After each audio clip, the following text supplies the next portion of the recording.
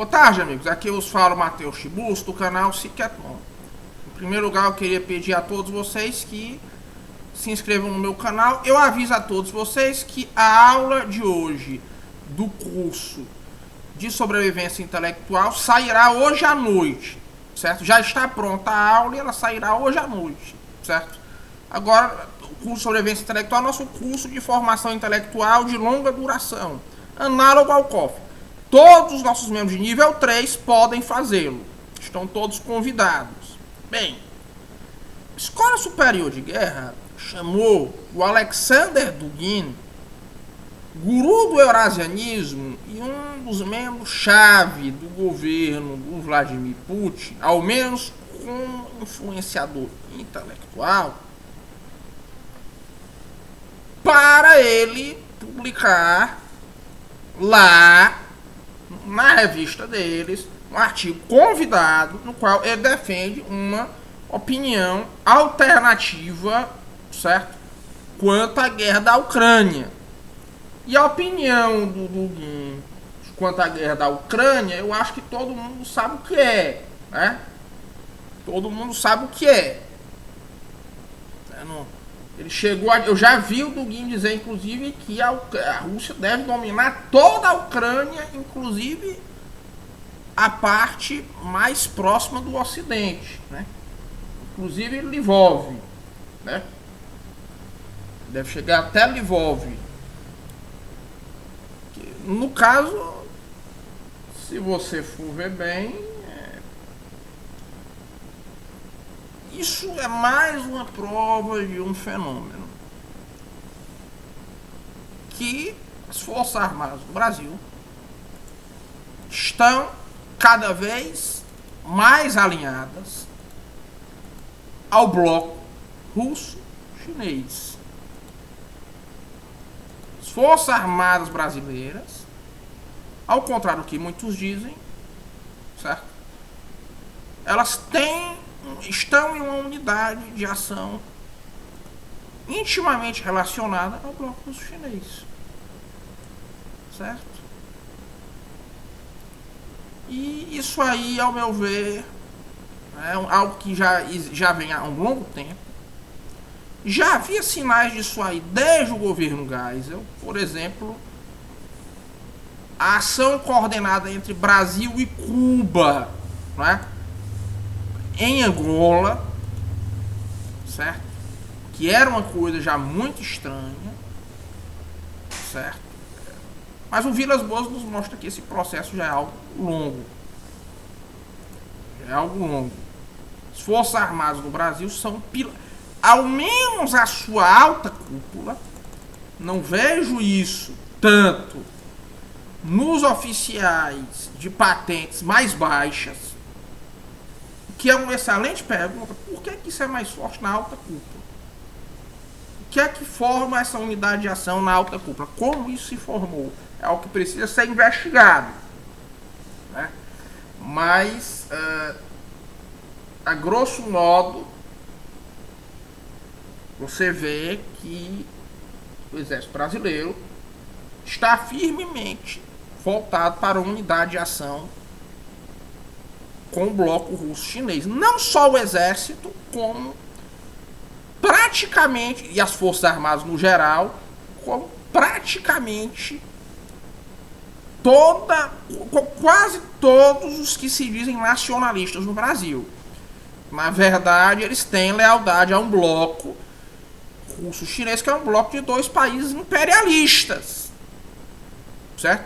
A Rússia e China são países imperialistas.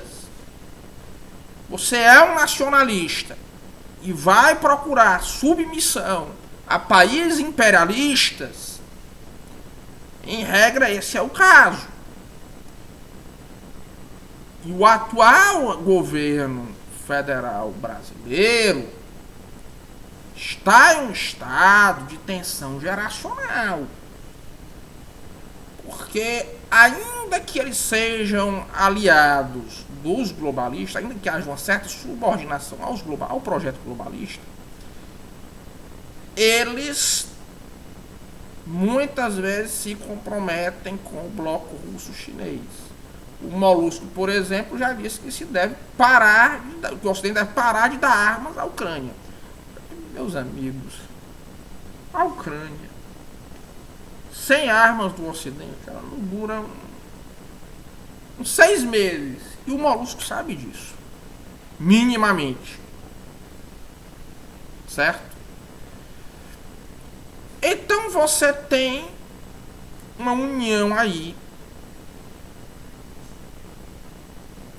que surge entre grupos nacionalistas, entre o exército brasileiro, e o exército nisso se aproxima, inclusive, da esquerda brasileira.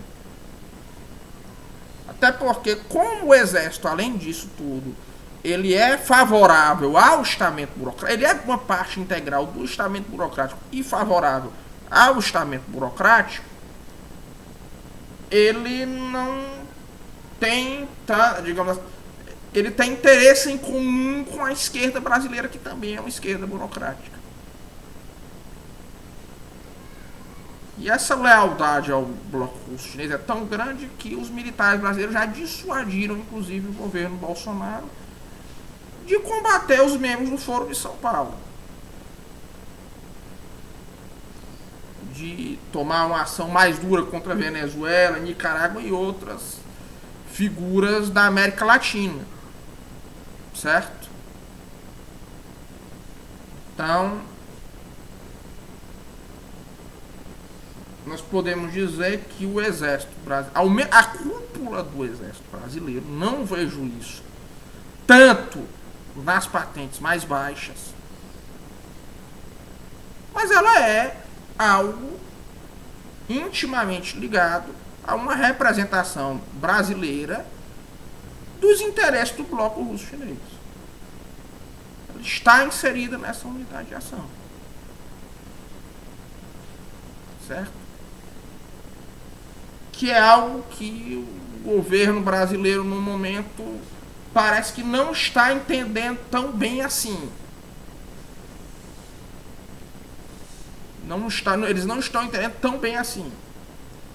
Então, nessa confusão aí, você tem uma síntese entre elementos terceiromundistas, entre elementos positivistas, entre elementos esquerdistas, certo?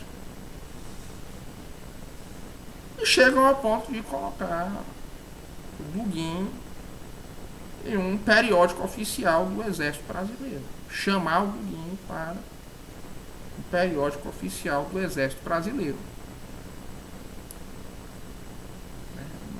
E assim, em muitos países do Ocidente, o Dugin nem pode entrar. Não pode nem ele entrar lá. Quanto mais ser convidado, a maioria dos outros governos banem o Dugin de entrar nos seus países. Ainda mais chamar para publicar um negócio no periódico da Escola Superior de Guerra brasileira. Isso é um sinal muito forte de que existe no Brasil uma unidade de ação